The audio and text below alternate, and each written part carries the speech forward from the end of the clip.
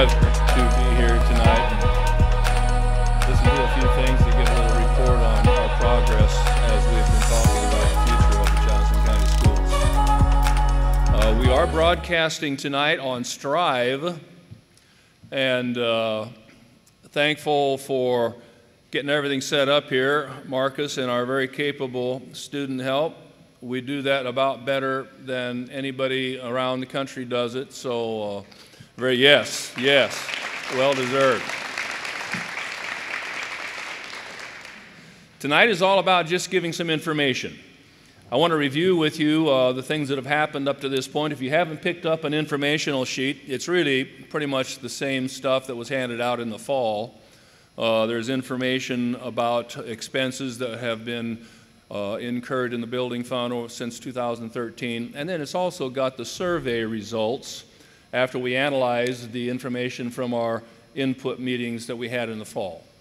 In the fall, we hit kind of that time of the year. Of course, the farmers were going hard and heavy, and I don't know that we had a good opportunity for many of them to come in and voice their thoughts. So that's what part of tonight is also, to continue to talk about those things you want us to know as we move forward. You all need to know that we are still in a data gathering phase. That is, we're trying to determine what our needs are. So call it a needs assessment, just finding out what the facts are, call it what you want. There have been 0 decisions made about what to do. So we're still trying to figure out, do we need to do anything? And that will continue until we get to March. Now again, a little bit of information that came from our October meetings. One of the things that became clear was that we should find out what our neighbors were thinking in regards to our future, to their future. So I sent letters out to 8 schools, 8 surrounding schools, to see if anyone was interested in getting together to talk, to discuss some things. We had a committee of our board meet with a committee of the board from Pawnee City. I got on the board agenda at Sterling Public Schools and had really good conversations with the remaining leadership of the other schools. And as it turns out, everybody's concerned about the future of their school, obviously. At this time, I don't know that anyone else is as earnest as we are in thinking about maybe we need to do something. So I would tell you that those discussions didn't lead to anything earth-shattering. Certainly it led to, in our conversation, especially with Pawnee City, it led to, my goodness, we both need to keep our eyes open for opportunities to collaborate. Opportunities to collaborate could be something as simple as a cooperative in either athletics or activities, something like that. It could be shared staff of some type, if it benefits both schools.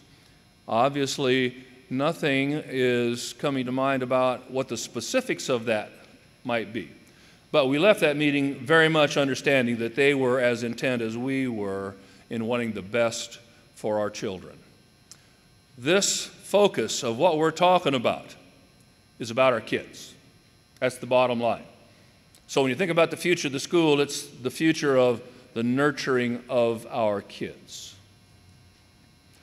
At the January board meeting, I asked the board for permission to form 2 committees. One a facilities committee and one a programming committee. I know we've got some folks from the facilities committee here tonight. Would you stand up if you're on the facilities committee? We got Nate and Dan. Where's Russ at? Russ is over there, and Justin. These are folks that we've met a couple times, and after we have a couple of reports given, I'm going to invite them, if they wish, to make comments about what we've done at some of those meetings, to come up to the podium and say a couple things. Unfortunately, you just can't sit back there, gang, because we're broadcasting. You know how that goes, the technical stuff and that kind of stuff. So And also we have a programming committee. If you are on the programming committee, would you please stand?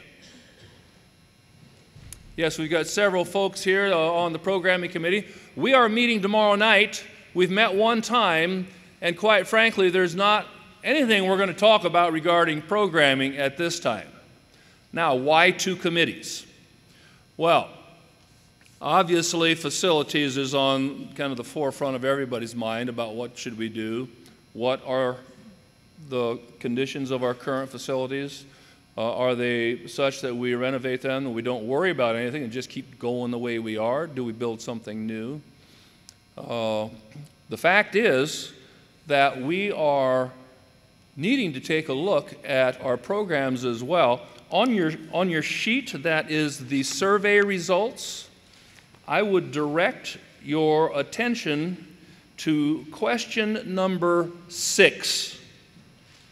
That question is, I would support school programs for our children and grandchildren that looks to create an innovative school of the future. Look at the agreement on that. 87% of our community agreed. That's important. 93% of our staff agreed. That's important.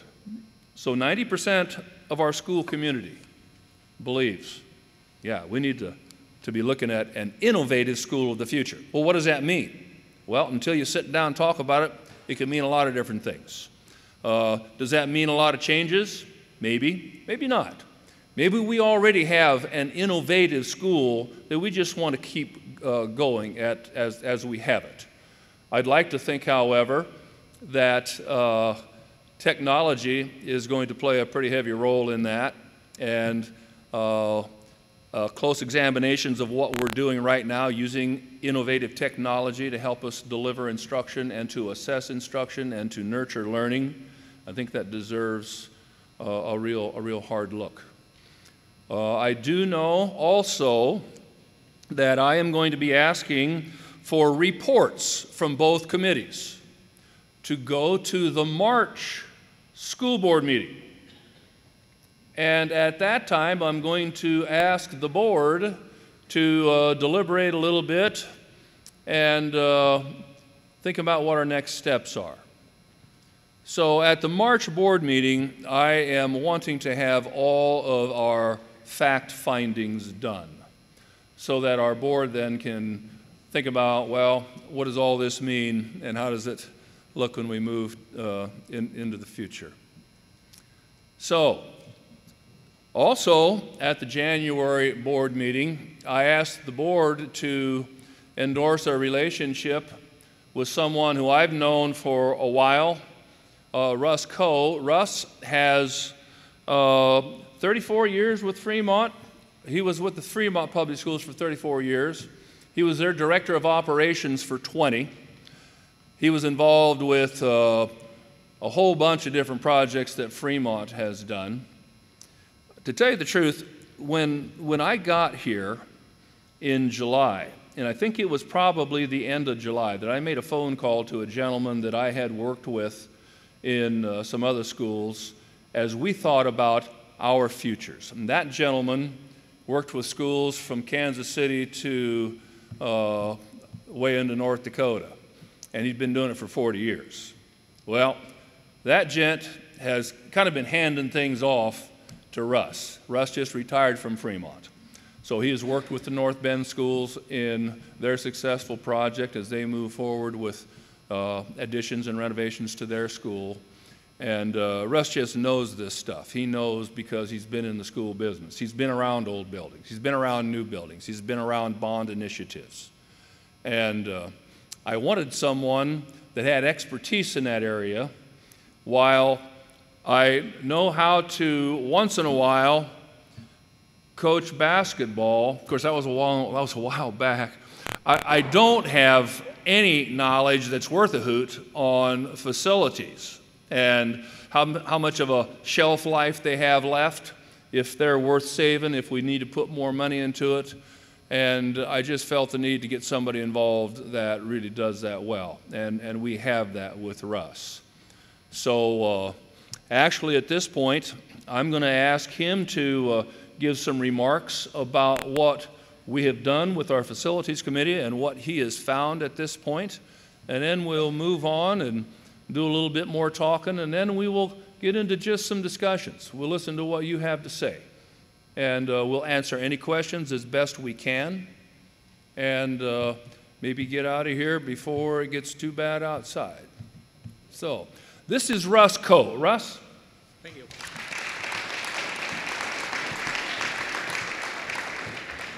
I, on the other hand, was a football coach, and I just like to knock things over. So I appreciate Dr. Bolt's comments.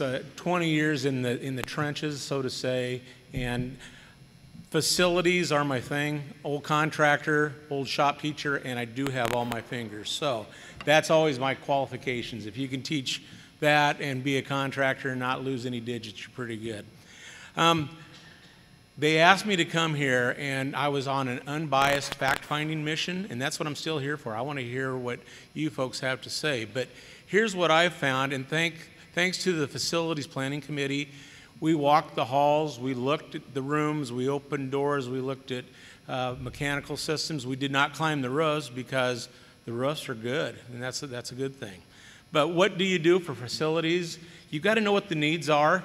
And that's what we're looking for. What are the needs? Who are we serving? So we look at that. What type of facilities do we need? Well, we're trying to figure that out. What's the timing? The timing is important, that if we don't do this in a certain amount of time, we're going to be on the back side of it. Meaning that, okay, what if we do need these things and we wait too long, then we don't have contractors that are as hungry, and they may want to charge more for their services, or we can't find those right kind of contractors. So that's what we're doing. We're doing the who's, the what's, the when's.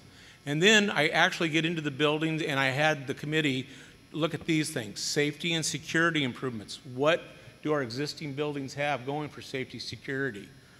What's the indoor air quality? What's going on with that? What's going on with the heating, ventilation, and air conditioning systems? What's going on with doors, windows? What's going on? Do we need any remodeling or upgrades? So we're looking at that. We're looking up, we're looking down, we're looking all around. We're looking at, do they need new equipment in the classrooms? We're looking at roof replacements, but that's been taken care of. That's been a great thing for the Johnson County Central. Technology improvement. Marcus, you guys have done a great job. Our mechanical, electrical engineer visited and said, wow, these guys are on top of it, so good job there. Does the school need new additions? And what additions do they need? Do they need new classrooms? Do they need a new cafeteria? Do they need a new commons? Do they need a new gym? Do they need a new auditorium? Those are the things we've got to find out. I'm on a fact-finding mission. Do we need to demo old buildings? That could be something that we may have to consider. We'll have to get that information. Do we need to build brand new buildings? Do we need to repurpose old buildings? What do we need to do? So here's what we did. We went through, the committee and I went through. I kind of followed. I came up 3 times in December just to kind of walk through with Russ. Russ, appreciate his time. 2 Russes. Now, what's wrong with our moms? Why did they name us Russ? So Dr. Bolt goes, God, what do I call you guys? And I'm still trying to figure out, and it's just like, hey, you over there. So we're good with that. So thanks to the group and to Russ, spending that extra time. We're here last Wednesday night. It was -3 when I was driving back to Fremont, but it was okay. It was a good meeting. So the high school observations, this building was built in 1965. It's 3 levels. It's about 50,000 square feet. Safety, security, it's safe, but could we make it safer? Absolutely. There are going to be recommendations that would come about in today's world. And you folks have the prison here, so we want to make sure we can make it as safe as possible. Is it secure? It is secure. Could we make it more secure? Absolutely. There are just different things we can do, but we're not into the weeds yet. But yeah, that was one thing we noticed about the doors, the windows. Excuse me, I gotta bring notes, because if I don't, then I start talking about funny things. People go, what are you talking about? Indoor air quality. How was it? It's 1965. Do you think the indoor air quality is as good as it should be? No, it's not. I mean, today's standards are much different. You have to have so many air exchanges in the classroom so that the kids don't fall asleep. It's not built that way. So there'd be some HVAC. The boilers are 1965. That's like driving a 1965 car down the street. Will it get you there? Probably. What may break down? 3 times that I've been here, it's been broken down, right, Russ? Yeah. So, and the teachers were wearing coats and gloves. God, your teachers are great, though. They are so friendly. So, got great staff. So, yeah, we need indoor. We need some HVAC. Those boilers, they're kicking along. I mean, they're chugging along, but 1965, probably not very efficient. If any of you were born in the 60s or lived through the 60s, you know nothing was very efficient. It's steam on most of it. And then, you know, so you got to kind of consider that. The exterior doors and windows, they have one access control door. It's not even easily to be, they can't even control that, Russ, right? The high school door. So, you know, kids are, when you can't punch in and out, you can't time it, you can't do a lot of things with it. So it needs a little bit of work. The lighting is poor throughout. I know that we're getting new lights in here, and that's really, really good. Those will pay for themselves probably in less than a year. Surprisingly, these metal halides will need to be replaced, and I think you got bids on that last, and that's coming to the board this month, so that's awesome. Outside, as we were walking in, that's poor lighting out there, poor lighting in a lot of places.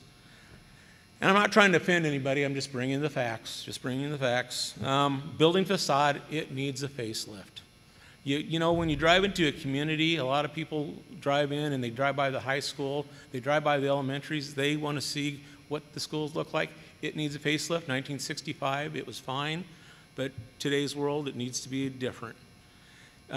There was comments made about the general cleanliness, and I think they've got a new company on board that's working on that. With Russ in place, he's going to work on it because he's got pride in the community. So things are changing, but it needs some of that. Band room down in that basement, acoustics, whew, not too good.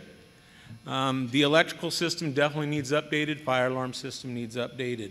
Intercom system is very dated and does need updated. Your stairs have just the lift that goes up and down because the original elevator is no longer usable. Visitor parking is limited. I could go on and on and on. The weeds, the stuff like that, we don't want to hear that, but there's a lot of that will be in my overall report. This is kind of like we're flying overhead. I'm not giving you 30,000, I'm doing about a 10,000, looking down and telling you just some of the things that our group really noticed during our tours. Okay, the good things about the high school, the roof's in great condition. The restrooms that they've redone are great. Those look really nice. The locker rooms, they've upgraded a portion of those. They're now going to move on to the bathrooms eventually. Your football field and your track are in good condition. Your technology, good job, Marcus. Your teachers and your students, friendly. I'd walk around with Russ and there were no comments. I mean, the comments were very positive. The teachers did not, they're always saying positive things, even though, yeah, that's kind of old, you know, but they weren't like, oh, God, this is crap, you know, so that's a good thing. I've been in buildings where they're going, ugh, you know, this is bad, we need to do this, and I can't wait to get out of this building. So, and then your administration and just the people that you just talked to have been really, really good. So you've got good people here, and they deserve more. Your elementary was built in 1931, I believe, is what I've got in my records. And it's on 3 levels with about 25,000 square feet of space. 1931. I wasn't born then. Dr. Bolt? Nope. All right, so maybe they were driving Model Ts or even riding a horse to town on that one. It has some safety security issues. It needs a bunch of upgrades. Again, the access controls, they're there, and it keeps people out, but it needs improvement. Indoor air quality, it's 1931.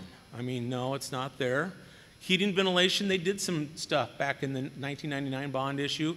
That's still 20 years old, and if anybody in the HVAC business is here, some of that equipment 20 years old, it's getting to its life capacity right there, and it's not as efficient as today.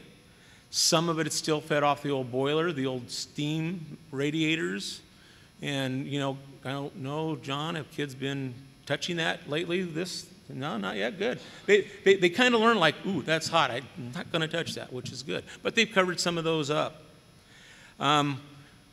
So the indoor air quality, you step into it and it smells like an old building.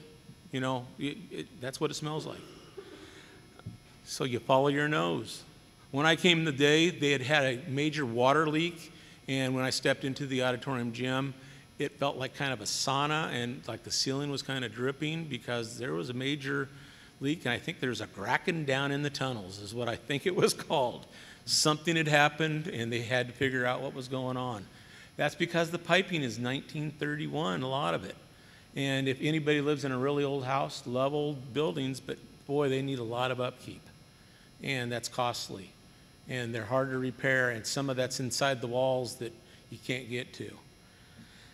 Doors, exterior-wise, they need upgrades. The inside doors, John pointed out, a lot of glass, that if we did have an intruder, you know, what's going to stop them, what's going to slow them down.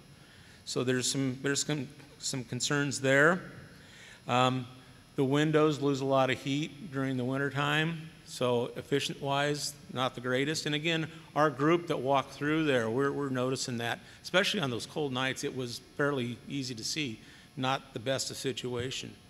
Overall, there's a lack of space for the students. The lockers that have been pulled from someplace else and set out in the hallway, that's not the best. The classrooms are small compared to today's standards. You know, today's standards with little kids, they've got to get up and move around. And if you've ever been an elementary teacher, which I haven't because I think I'd pull my hair out. I was a junior high teacher, and at any rate, they are small. And in today's world, you got to have room for kids to get up and do activities and move around. And they are small. They were built in the 30s. That's when class were in a row. And the teachers could knock you on the knuckles with a ruler. And they did, according to my mom and dad. So that's not today's world. Lack of multi-purpose areas. They've got the gym, but the gym is kind of dangerous. If they're chasing that ball, looking, and boom, they're falling off the stage. And I don't think that has happened for a long time, which is good. They've learned, but, you know, it can happen. And we try to avoid that by not having those things in the way. Fire alarm system, very, very dated. It's heat sensors only. Intercom system needs replaced. Interior walls have damage that they put kind of a Band-Aid on. Exterior walls need tuck pointing. That's where some of the water can infiltrate into the building. That's not good. I noticed that some of the rooftop HVAC have been severely dented. The fins have been pushed in. The mechanical engineer actually pointed that out, which means the efficiency of those rooftops is really bad, and those need replaced. Very, very inefficient. There's limited green space for those kiddos to get out and play, and when they do play, they got to go down those stairs. Now, I had my knee replaced a year ago, and poor Russ, he's got to walk slow because I got to follow. But those little kids up and down, and during this kind of weather, it can be a little hazardous. And again, they've learned. The plumbing pipes, I'm sure, if we would cut into them, they'd be corroded inside. And I'm sure they've been patched many, many times. So we're probably a little bit on borrowed time on that. And overall, and I should have said this for the high school, teacher parking is limited, student parking. Of course, elementary kids don't park, but teachers do. The good, the roof is under warranty. The restrooms have been redone recently. Great teachers, great staff, great administration. John, good job. The teachers really respect him. So, then we go over to the cook facilities, and I haven't gotten pinpointed. It's had so many additions, but somewhere in the 1950s, and I think it was 56, was metal buildings, and then they've added on, and they've added on, and they added on, and recently, a 1999 bond issue, and then I think someone said a classroom or two is in 2001, if I've got that.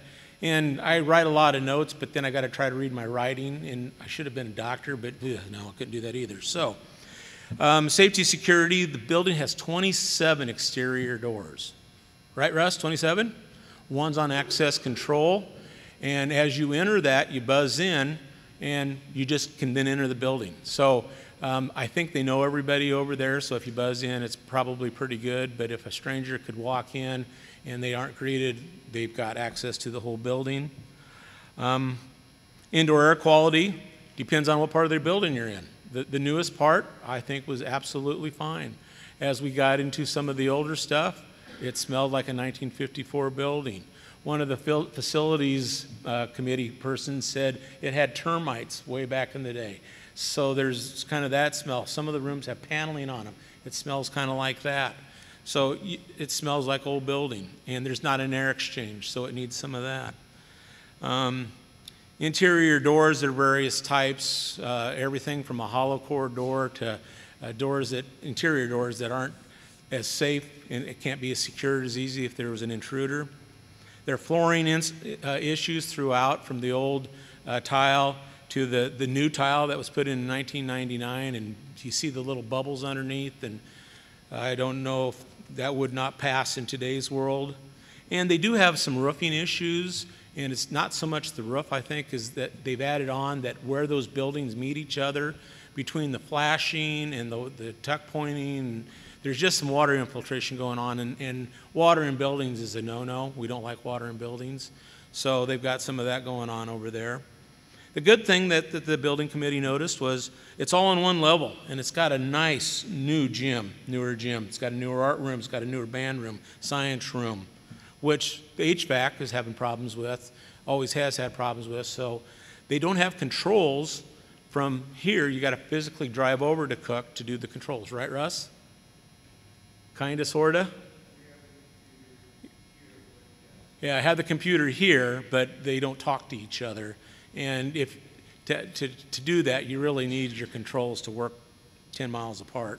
Otherwise, you got to drive out there and check all the time. That preschool room was awesome.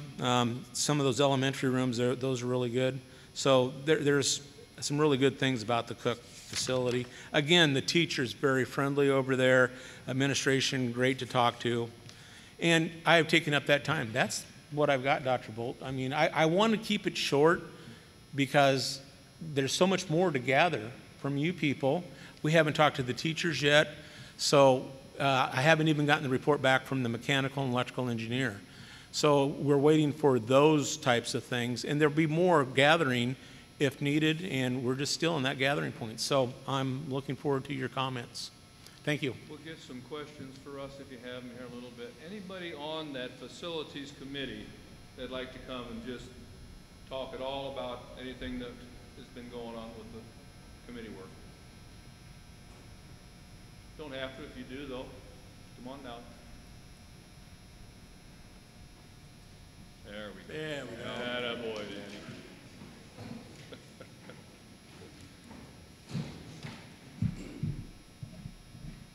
Some of you may know me, but I'm Dan Jones, and I actually have 2 kids that go to this school here.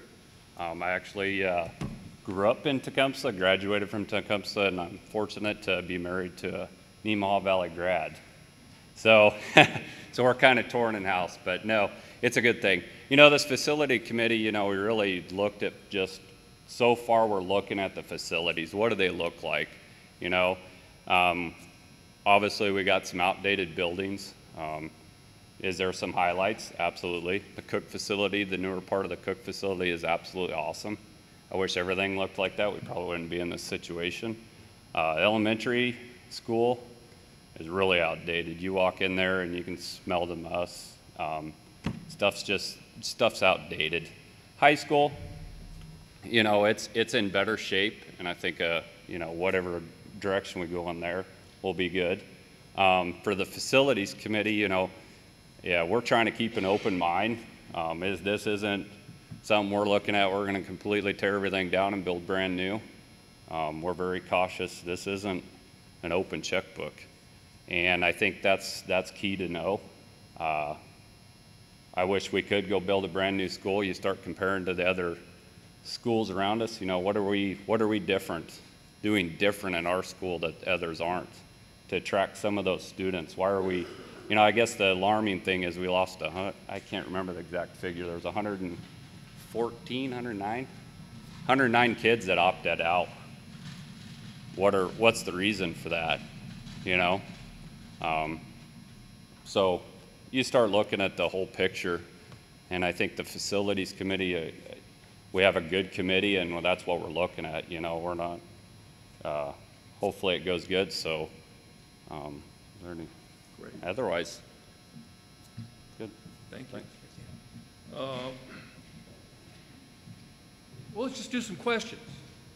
What questions might you have about facilities? And anything while we've got Russ. Questions about facilities, anything that oh, and by the way, I didn't introduce the most important group here. The Board of Education, I think we have everybody from our Board of Education, save for Kim Wellensack, who is out of state. Will our board please stand up? Stand up where you are. Thank you. These are the folks that you elected to make decisions. And ultimately, and I know we've got Sue here, we've got Greg here that served on the board for 11 years, ever since the consolidation started. And what a service to their community all these people have taken on. And it is a huge, huge responsibility. So they've got their work cut out for them here as we move forward in doing anything. But right now, questions. Anything that you have that you might have a question regarding facilities?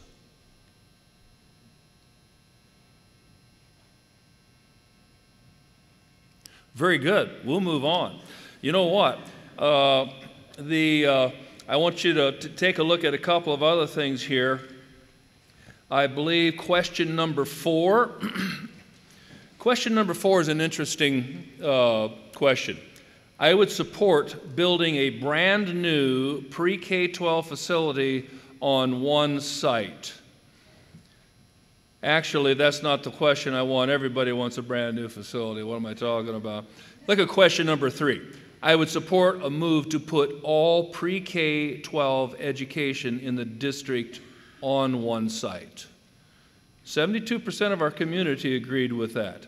90% of our staff agreed with that. So the combination there is somewhere around 80%. I know this district has been consolidated for 11 years. And the notion of what to do in the future, well, now is the future, and making a decision about what to do, I think it's important to think about the efficiencies that you gain when you start putting things on one site. And I know good and well that 90% of our staff, that number that represents what our teachers felt, put it on one site. That's because if you're the 3rd grade or you're the 4th grade and you're at Cook and you want to have some professional development with the rest of your elementary, you can't do it because you're on a different site. If you're in the 5th grade, same thing holds true. So the notion that, especially for our elementary, but there are so many other things, the shuttle buses back and forth. This is the district where we will never get away from transportation and busing issues. But that notion of shuttling back and forth, that does create some situations that we think we could be better suited to having things on one site. Our Nick Weber had his sociology kids put this map together. And I don't know if you know how cool this map is, and I'm just going to have to kind of, I suppose, shout this out now, but they've got, every pin represents a household in the Johnson County Central District. So you've got pins, you got a bunch of them, a few of them up here around Byrd. This is the Cook area, Talmadge and Lorton. These are the pins for Tecumseh. And of course, we got pins down here for Elk Creek and all the areas of our district. One pin for every household. That has students, that's right. A pin for every household that has students in Johnson County Central. That represents, Tecumseh has 68% of the pins. Cook has 17%. Talmadge has 9%. Elk Creek has 5%. Burr has 1%, and then I guess Dunbar has 1%, and then all the rest are less than 1% that go to our school.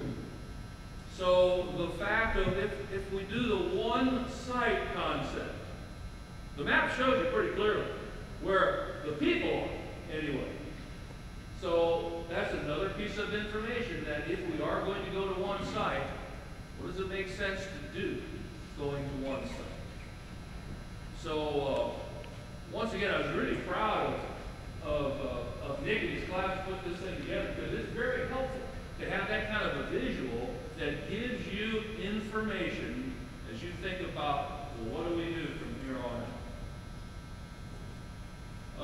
out?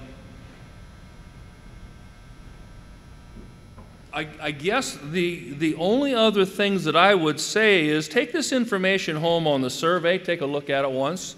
The information there on what we're spending on maintenance, take a look at that. I would tell you that just very briefly, and I don't know, John, if you want to talk at all about the programming committee. I'm kind of an ex officio member along with Russ. Russ is leading the facilities committee. John is really running the programming committee. John is going to be a fantastic superintendent for this school district for a long time. And John knows about programming. That's probably, if I have any sense of expertise, it comes in the programming line. That is the learning part of it. What kind of programs should we be offering for our kids? And what we've done in our programming committee so far is we just have ideas. And what we've done, we've created a document, and everybody on the committee can put an idea on the document. What do we got, about 15 ideas or so that are on the document? And they have a wide range of interests.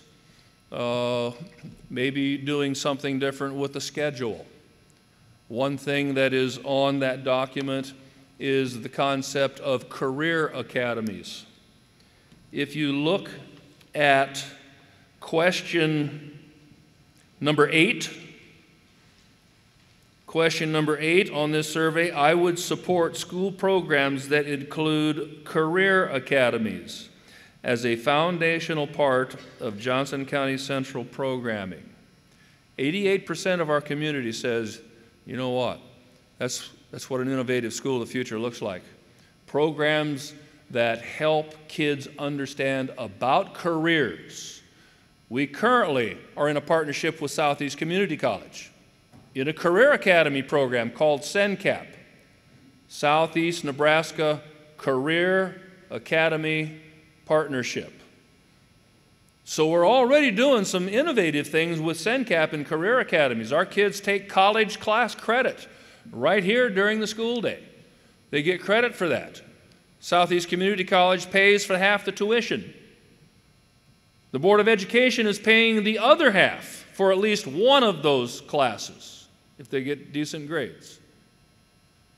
And a kid can take courses in career academies that may be tied to the health field, that tie to education, that tie to business. There's 9 different academies in the CENCAP academy process. So developing that program is something we're going to be talking about. But there's lots of other ideas that we're going to be talking about also. And the importance of thinking about the programming of the school of the future, the innovative school of the future. We need to be hand in hand with our facilities committee, because if there's programs that we need and we have to build something for, we need to know that as we move forward. Say anything about programming? Okay. Once again, that committee hasn't gotten started, and to tell you the truth, we've only had one meeting. We're meeting tomorrow night again, and we'll continue to meet.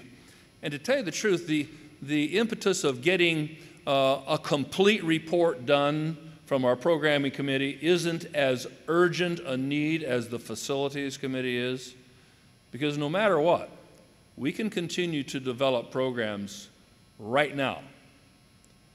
The only thing is, if we're going to be needing to do some infrastructure or building space that could accommodate a program that we really think is essential, then that needs to become a part of our facilities plan then also.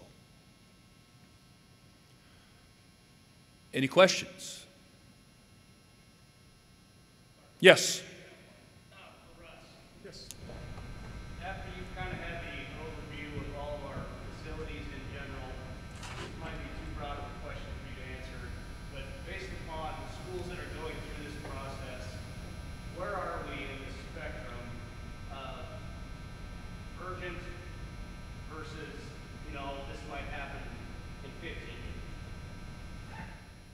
The question is, how urgent is our facility need?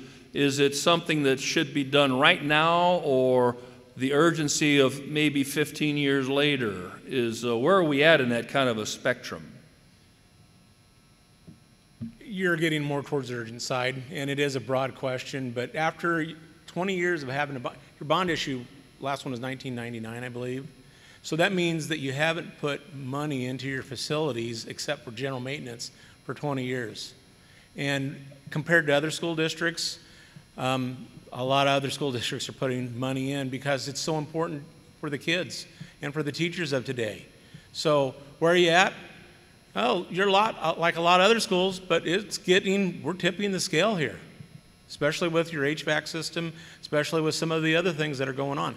We need to get more information yet to know how urgent it is, but I see it tipping the scale more urgent, be real honest with you. Other questions? I've got a question for all of you. How important, or let me just say this, and again, this is a somewhat of an outsider, although I'm not really an outsider. I was born in Johnson County, Sterling, Nebraska, in 1952. I taught for 7 years in this school, 1981 to 1988. I know about the people here. I know we've got some of the best people in Nebraska, in America, right here in this room and living in our community. I've had experiences in some other schools, though, where the facilities were better, and I got spoiled in a couple of those situations when I was at Norris and then one at Wahoo, and I got exposed to what happens for kids in fine arts when they have facilities to perform, to display their talents, for schools to bring in special presentation. Like every year at Wahoo, we brought in a survivor of the Holocaust. We broadcast that to 17 different schools within our service unit. The kinds of things that facility, not just the programming, but the facility allows you to do.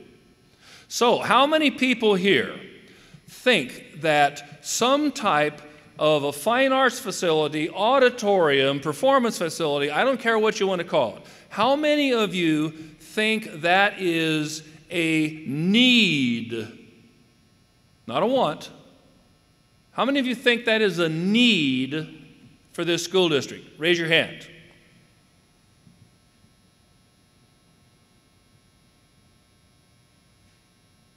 Without doing a full count, I think I see at least 75% of the hands. Is that close? That's what Yeah, about 75% of the hands. Okay. Well, you're not going to have me very long here sitting in this chair this year and next year. And yet before I'm done, and whenever we get to the place of figuring out what it is our next step is, I will be an advocate that some type of fine arts facility is a need for the children of this school district. We're missing the boat if we don't provide the kind of opportunity with a facility for performance for those children, just as much as we can be proud of a football field or a gymnasium that we have here. Those become things that you just have to have the spot to do the performances in. So the board will hear that from me as we move forward. So, well, gosh, we don't need to keep folks here. Anybody else on any one of the committees want to say something? We have another informational meeting at the Cook site in the middle school gym there on February 18th. That's President's Day at 7:00 p.m. That's a Monday. So, and again, that will be set up. I don't know if we'll be able, Marcus, will we be able to strive that? We'll try to strive that one also. I know that's nice to be able to get this out for folks that can't get out or that if the roads get bad. So once again, thank you for taking time to be here. And at any time, when you have questions about the process, I'm on the website there. Yes.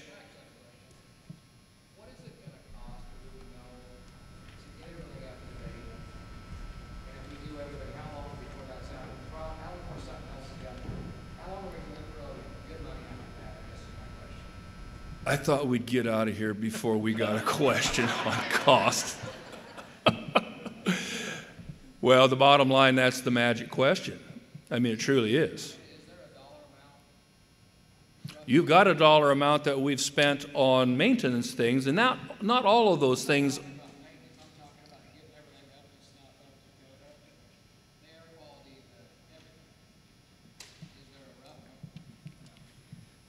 I haven't gotten the report back from the electrical mechanical engineer. What theirs was to just go through and to tell us what the deficiencies were. And at this point, we haven't asked for them to come through and do a full code review. Once we get direction from the board, from the community, then that's when we've got to put together the numbers. What is it that you need to put that number there? And that's a great question. It always gets down to what's it going to cost. And when we get there, we've got to get the best bang for our buck, because we only get one chance to do it right. Because if you do it wrong, then all of a sudden the community starts splitting away, and it doesn't work very nice. And I can tell you that when you do it right, people still say, gosh, I wish I could have done something differently. Well, we could have done something differently, but it would have cost maybe more money. But the thing is chasing bad money, and that's what we want to try to prevent, and that's why we get engineers in to tell us, here's where we're at, here's what we can do, and here's how we can save it. And that's what they paid me in Fremont to do for 20 years, was to make sure we weren't spending money poorly, that we were always staying on top of it. But it took at least 7 years of my being on that and a $33 million bond issue just to get us to kind of a level catching our breath. And then 10 years after that, we did another bond issue that was $25 million. And in the interim, I was spending $700,000 here and $1 million there because our roofs were bad, our boilers were bad. We had let it go for too long. So this smaller district, and it's not going to take as much, but it depends on what you want and what we have to, what our needs are. And that's what we're still trying to find out. So great question. Thank you. I'll give you my answer to that, even though I don't know a thing about facilities. When we get to that point of bringing everything up to snuff, okay, so we've got hallways that don't meet code. So how do you bring those up to snuff? Do you knock the walls out? Well, you knock a wall out, then what does that mean for the classroom space? And does that bring that up to snuff? Probably not. The fact of when we get to the point of deciding what is it that we really do, we have to make a decision. Well, do we let go of some of the things that we know we just can't bring up to snuff and just live with it? I mean, those are things that we can do. We've been going at school here for quite a while, and we continue to move on because we live with those things that aren't up to snuff. So that concept is probably one that everybody really understands, and yet when you get a projection from an engineer, I don't know if you've been in many projects, but when you get a projection, all of a sudden, okay, well, we're going to do that. And all of a sudden, then the contractor tears into it. And they get into it, and all of a sudden, what do they find? Oh, geez, well, you haven't got a thing down here that should be there, and this is going to cost you that much more. And all of a sudden, those projections start going this way. I don't think I've ever seen them go the other way. So the fact is that will be a key, a question that we got to have an answer that makes sense. But one that makes sense that we believe everybody can get behind. No matter what. You put a number out in front of folks and you got a bond initiative out there, you close the curtain, you're going to have somebody vote yes or vote no. And it has to be something that we can demonstrate the need for. That's why I asked the question about the performing arts facility. How many think that's a need? I mean, that in itself, price tag, I don't think anybody's going to want to renovate that auditorium over there to take care of the needs.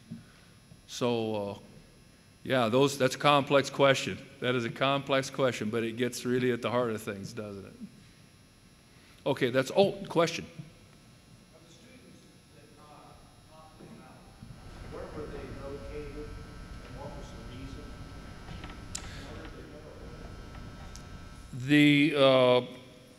I will tell you that most of those have come on the periphery of our district. We have 39 that came from the Cook and Talmadge area that went to Syracuse, 39 that went to Johnson Brock. And then some went to Sterling, some go to Pawnee City, some go to HTRS. I don't know if we have anybody going to Lewiston or not. And the reasons are wide and varied. Many times it makes sense because the school is closer. I mean, if you're living closer to Johnson Brock, I mean, they're only maybe 5 miles down the road or whatever, it might make sense. But I would tell you that's the first thing that I noticed when I came here, the number of students that were optioning out. And I think that's a fleeting question. And I'll be honest with you, I don't know that you ever get at the heart of what that answer really is. But I think for us, we have to decide, what do we have at Johnson County Central that would want to make one of those students come here more than optioning to another school district? And as we think about programming and facilities, I think those questions are maybe part of the answers lie somewhere inside to that question. It would be interesting to add your map a different color of pin on families that opt out so you can see where they are. Mm-hmm. Could I just Nick, is Nick here? Yes, Greg. I just have something on your programming, something that enters my mind. There was an article in the Omaha World Herald between Thanksgiving and Christmas about Omaha West Side and how they, you graduate from Omaha West Side, you have an associate's degree. That means minimal schooling, minimal money spent for a parent to send someone to get the qualifications to be an apprentice, whether it be a plumber, electrician. With the cost of college and stuff, I mean, if there's something in the building, you know, if we can do a lab where the kids learn to weld, or they learn to do the plumbing fundamentals. Southeast Community College had a program that I think they're shortening their 18-month to 15 because the plumbing and heating and air, HVAC, is such demand in Lincoln, and they've worked with them. Well, if they can graduate with an associate's degree in West Side, my question is, why can't they graduate here with that? I think it's outside the box thinking, and I know we're a smaller school, but I think that draws people in. I know if I had sons that, not to excuse daughter like God, but I mean, anyway, Jordan, where's she at? I just think it's a good thing. I mean, the money that you could save. I mean, there's kids that all they do is stare out the window and don't want to be in school. And if we can get them lined up to where when they graduate, they can see some money coming in, go get a paid apprenticeship, and in 3 years be making $60,000 to $80,000. Why would we not encourage that? So that when you do your programming, I really think, and that to me deals with facilities. You go to the Weeping Water School where they did their renovation about 3 years ago and they had that gym. If you ever get a chance, they'd love to show it. Ask them about their welding area. Where their old stage was is now a welding, but it's incredible. The plastic cutter welding, those kids are coming out with some skills that are incredible, and they have a nice facility, and they're very proud of it. I think to myself, why can't we do that? And if Omaha West Side can do it, maybe it's on a smaller scale, but I'll guarantee you, there's kids in this community that can outdo any of those city kids. So, that's just opinion, but it's something I would think that ties the two together that I'd like to see looked at. Thank you, Greg. Yes. I'd like to ask you a question. How many here are representative of education above high school? I don't want to raise hands. I don't really want to know. I just want you to think about it. A lot of things we do, I applaud you for being here. I applaud you for what's going on here. But the representation of the whole county is all those that have a formal education. And their income is a lot less. So keep in mind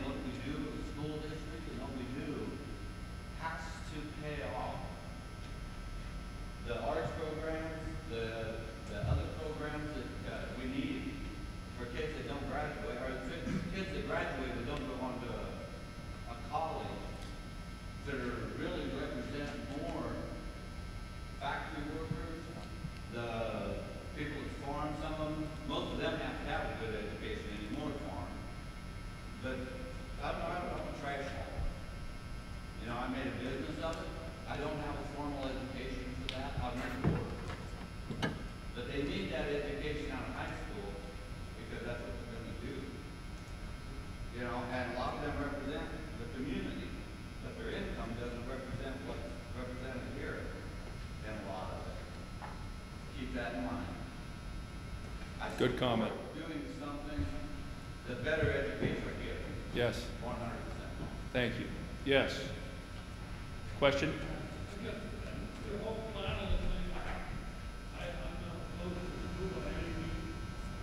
The speech you gave tonight, that would be extremely embarrassing to the previous administration of the school board. Because that's who was running the ship. And, you know, everything you pointed out tonight, probably true. You know, apparently we had so many years of not keeping up, but the business plan, you're going to do this if I walk in and not stop it tomorrow morning and say, well, you know, I kind of looked around the farm yesterday. Gee, I need a new shed. This shed's 50 years old. So I think we better build a new shed. Better put some new equipment. We need new plow, we need new tractor. I got to start on the other side of the business plan and say, I can generate this from this. Now, what can I go for that? You know, this is a really wide open, it just seems like a reverse thing. When you mentioned Southeast Community College and the school district paying for classes for kids, I'm sitting here going, who paid that? Get the tax statement out and say, okay, this 3% of the taxes we all pay came from Southeast Community College. This thing came from County County School District. It sounds good, but somebody paid that bill. And you know what Southeast Community College is. Southern Pond, Sun. So they steered around it and found. Well, Scotty, you're right on all those regards, except you just said you went out and looked at that shed and you decided it needed a new one. That's what we're doing right here. We're trying to decide, do we need a new shed? Do we need to renovate our old shed? Now, the fact is that the way schools are organized, there are different mechanisms to be able to fund those things. There's no doubt about it, that aren't available in other manners. But the fact is, the notion that we're not thinking about, well, we've got to think about the people here because these are the people that are going to pay for it. But where should our focus be? On our kids. Because it is the responsibility of those 6 people that you elected to the Board of Education to provide an education for our children that will allow them to pursue their hopes and dreams. Be competitive in a world marketplace. What are they doing in some other schools? Are they paying bond issues on other schools? What are they paying in Weeping Water? I know good and well it's 14 cents. Are we different than Weeping Water? Are we different than Elmwood? Elmwood, I think, is 11 cents on their bond. And the bottom line, I think, Scotty, is what is that number that this discussion leads to for us? And we're way away from that yet. But I would contend that we are still doing that needs assessment about what kind of a shed we got to get. Yes, question. How many students are opted in? Well, the net option out is 99.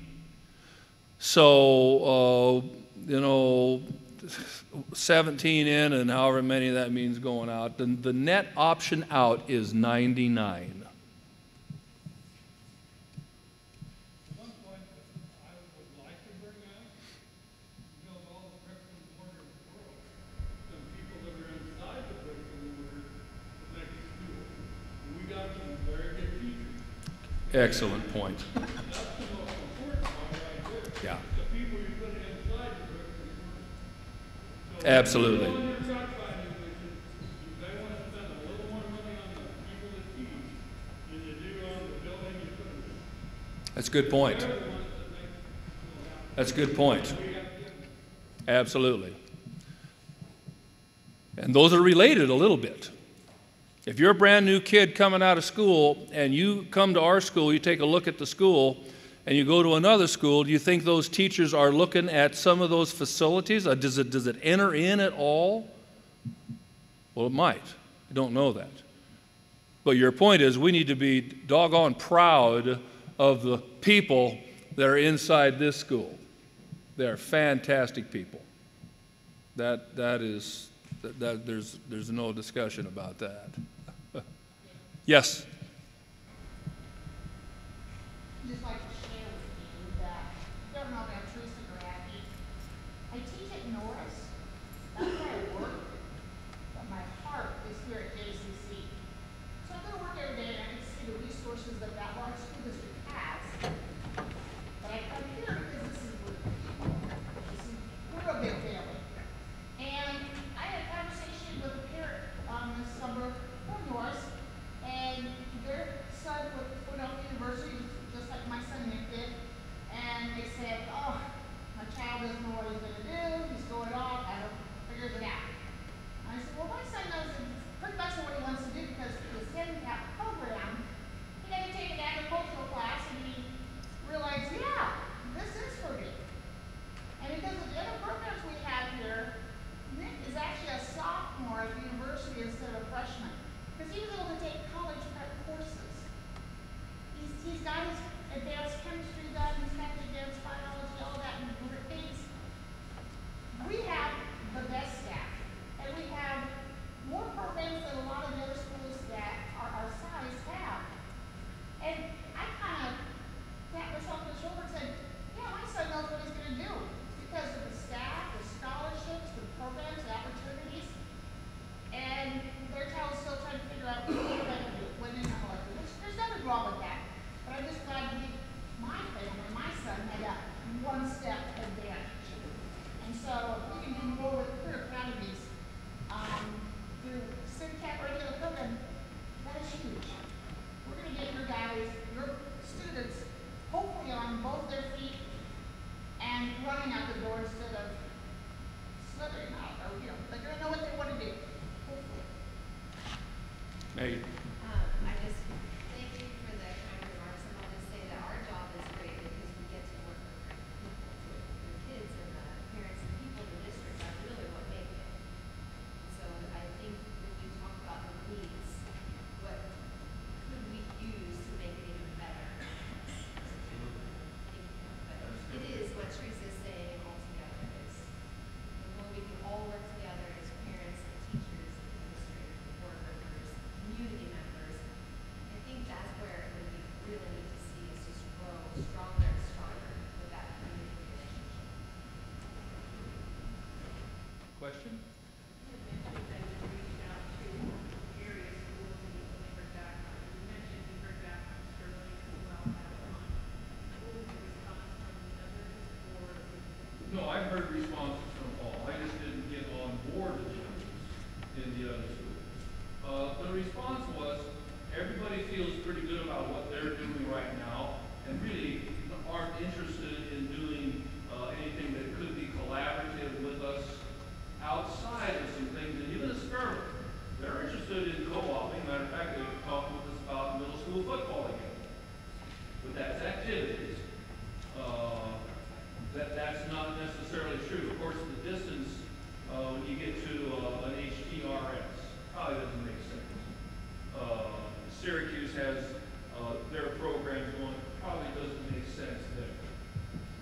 Pawnee City, when we looked at the border of the southernmost part of Pawnee City, which is on the state line, and you look to Burr or to Lorton, wow, that's a big distance. So, everybody has their own reasons for needing to do things. So it just the information we got back, you know what? We don't have the same type of a need that you do right now. Outside, I mean, if you were in the Pawnee City district, their needs are much different than ours. They've got a real financial crisis with how to fund their school, and while you can put any kind of school funding in the notion of crisis situation, the way we fund our schools,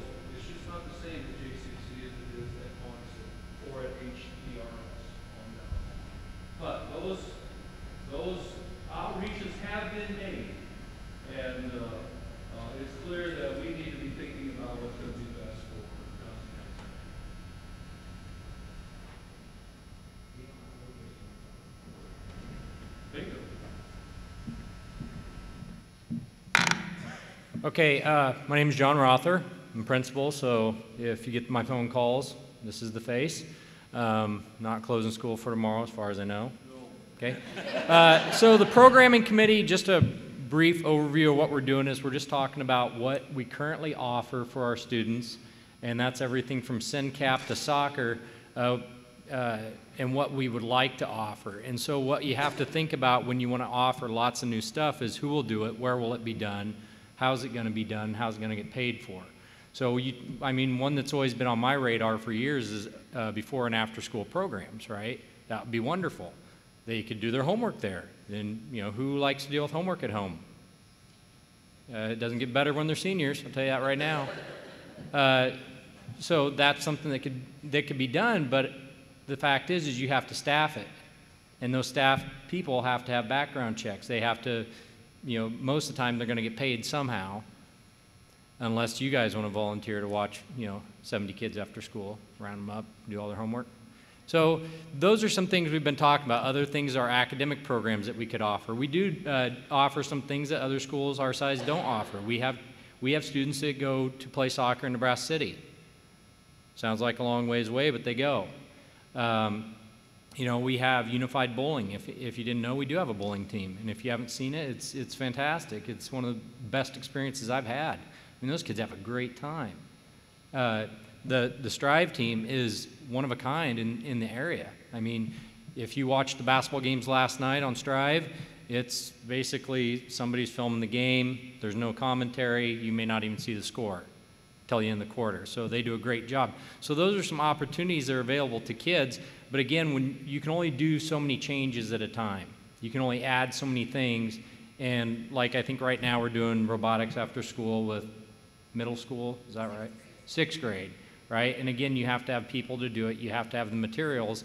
So it does come down to how much money do you have and where do you want to spend it, right? I want a new school. I also want 5 new motorcycles. I can tell you which one's most likely to happen first, unless you guys got a couch for me to sleep on, right?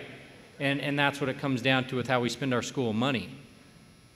Who gets hurt along the way, right?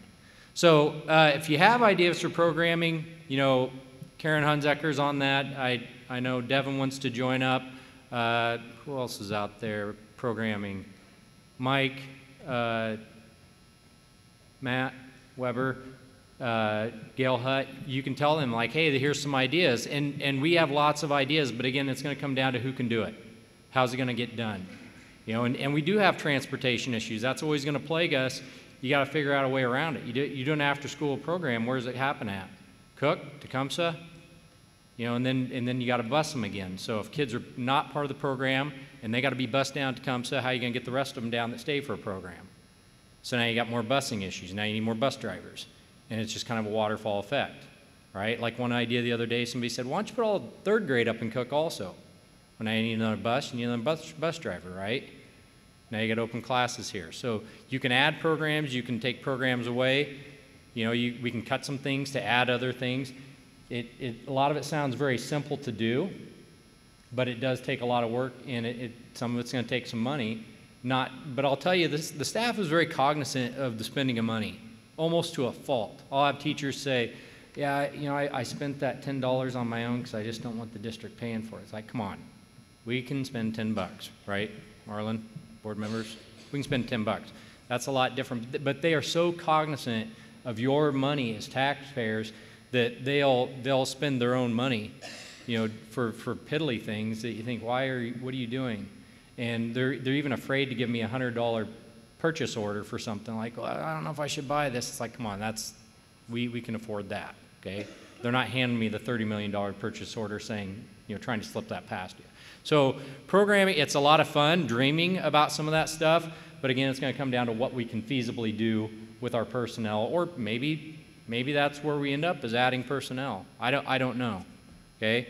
It's a fun discussion. I like to hear what people have to say about all these things, buildings, grounds, personnel, what we offer as far as sports and academics. I think it's a lot of fun. Like I said, just reach out to these people, stop in. If you ever want to pull on our ears a little bit, that's what we do, is we listen to people. So thank you for your time.